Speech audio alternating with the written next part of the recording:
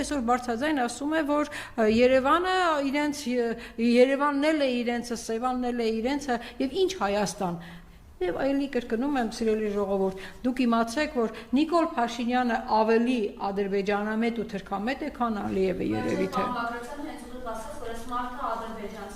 Ասում եմ, ես էլ ասում եմ, որ նա ավելի ադրբեջանամետ ու թրքամետ է, քան հենց Ալիևը երևի ինքը։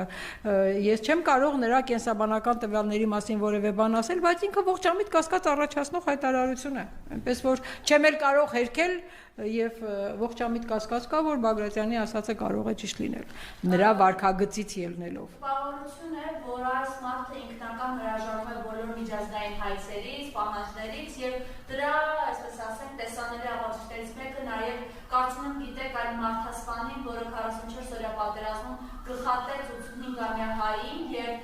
միջազգային հետախուզումը վերջինիս նկատմամբ